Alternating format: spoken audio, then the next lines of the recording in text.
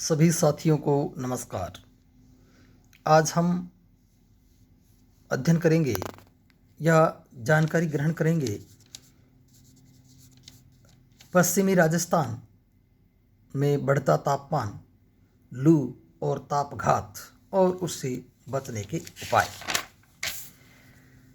लू और तापमान दोनों का बेजोड़ साथ प्रसिद्ध है। लू क्या होती है? यानी सामान्य तापमान से जो अधिक तापमान होता है, यानी 40 डिग्री सेंटीग्रेड से ऊपर का जो तापमान होता है उसमें लू लगने के चांस बढ़ जाते हैं। यानी तापघात है, उसकी चपेट में आने का जो खतरा है वो बढ़ जाता है। वर्तमान में संपूर्ण राजस्थान में तापमान बढ़ा हुआ है। विशेषकर पश्चिमी राजस्थान में तापमान बहुत ही ऊंचे लेवल तक पहुंच चुका है। आज 21 मई 2025 को बीकानेर शहर का तापमान नोट किया गया है 46 डिग्री सेंटीग्रेड। हर किसी के मोबाइल में कहीं 46 आ रहा है, कहीं 47 आ रहा है। तो ये तापमान आज का तापमान है, बहुत ज़बरदस्त तापमान है। कूलर, पंखे, एयर कंडीशनर सब के सब फेल, और एसी कोच बसों को भी निर्देश दिए गए हैं कि एसी का कम से कम उपयोग करें। Mobile, TV, computer, AC, laptop आदि जल्दी गर्म होने वाली जो बहुत ज़्यादा जल्दी गर्म होने वाले जो उपकरण हैं उनका कम से कम उपयोग करें और अति आवश्यक होने पर ही चलाने की सलाह दी जाती है। इसके कारण क्या हो सकते हैं तापमान बढ़ने के? पश्चिमी राजस्थान में तो आपने देखा होगा कि सौर ऊर्जा का अंधाधुंध प्रयोग हो रहा है, लेकिन सौर ऊर्जा हमारे लिए एक नवीनीकरण ऊर्जा के लिए और ग्रीन एनर्जी के रूप में बहुत ज़्यादा कारगर साबित हो रही है। लेकिन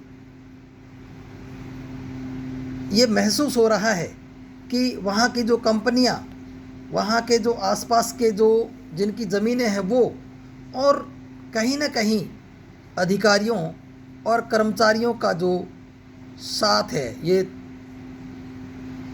युगलबंदी है, इनमें कहीं ना कहीं नियमों की अनदेखी की जा रही है।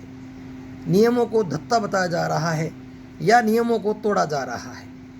तभी तो हजारों पेड़ काट करके वहाँ कोई नया पेड़ नहीं लगाते, और रिपोर्ट करने वाले भी आधी अधूरी रिपोर्ट या असत्य रिपोर्ट दे करके उनका साथ दे जाते हैं। अभी पीछे पूगल में हमने देखा, अखबार में आया था कि 179 पेड़ काटे गए, लेकिन पटवारी ने रिपोर्ट क्या दे दी कि वो तो डंठल थे, और तहसीलदार जी ने उन पेड़ों को काटे हुए देख करके वो समझ, पटवारी बेचारे, तहसीलदार बेचारे संवेदनशील थे, उन्होंने रिपोर्ट लिखने के लिए थाने में अर्जी दी, लेकिन थाने वालों ने रिपोर्ट लिखने से इनकार कर दिया कि वहाँ कोई पेड़ नहीं थे, वहाँ डंठल थे। लेकिन बड़े बड़े पेड़ों के फ़ोटो भी अखबार में छाप रखे हैं। तो ये गलती कहाँ होती है? कहीं ना कहीं आर्थिक युग की वजह से लोग इस आर्थिक युग की चपेट में आ चुके हैं और अपनी संवेदनशीलता, करुणा और जो जिम्मेदारी होती है अपने पद के प्रति, उन चीज़ों को खो चुके हैं, और कंपनियां अधिक से अधिक मुनाफा कमाने के चक्कर में अधिकारियों को अपने फेवर में ले लेती है। अब इसके उपाय क्या हो सकते हैं? इनको 10 गुना पेड़ लगाने चाहिए। एक पेड़ काट दे तो 10 पेड़ लगा करके 5-6 साल तक उसकी रखवाली करे। बड़ा पेड़ हो तब तक उसकी जिम्मेदारी उस पर सौंपी जाए।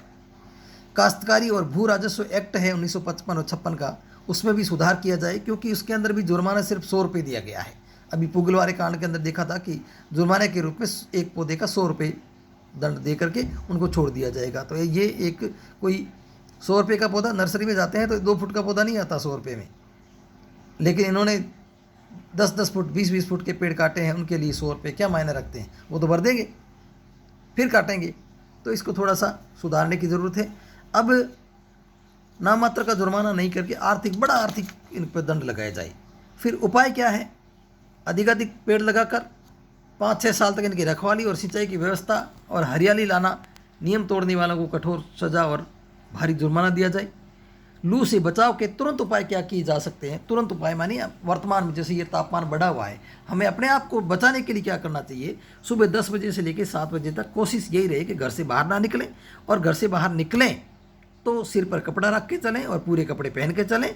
और 10 से लेकर 7 बजे तक लोग घरों में जो है बूढ़े बुजुर्ग और बच्चे हैं, छुट्टियां हैं स्कूलों की, और बूढ़े बुजुर्ग है वो घर पे ही रहें, और जिनको बाहर जाना है ऑफिस में वो 10 से लेकर 7 बजे तक ऑफिस में रहें, आराम से अपने घर पे आएँ।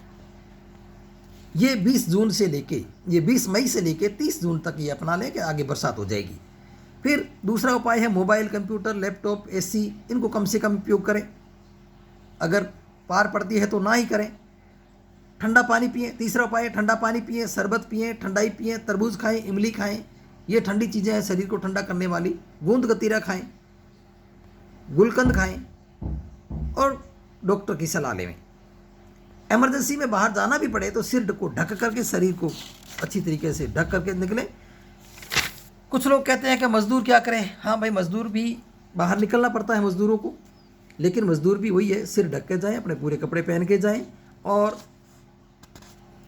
कोशिश यही रहे कि सायादार, क्योंकि मकान जो बन चुके हैं उनको कोई प्लस्तर कर रहा है, कोई कुछ कर रहा है, तो ज़्यादातर छाया में होते हैं।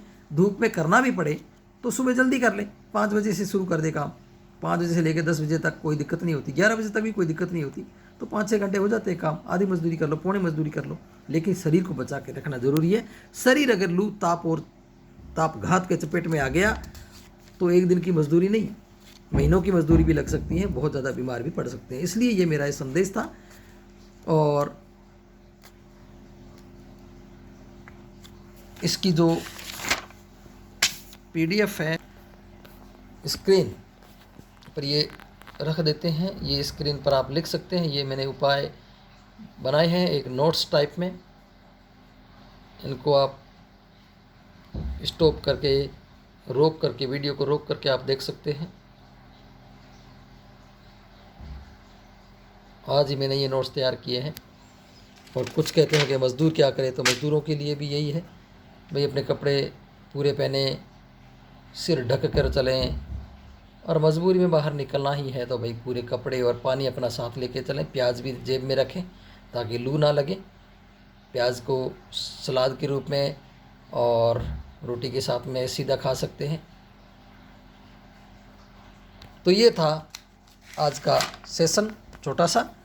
तो कि मेरे चैनल को लाइक, शेयर और सब्सक्राइब ज़रूर करें, और लू, ताप और गर्मी से बचे रहें।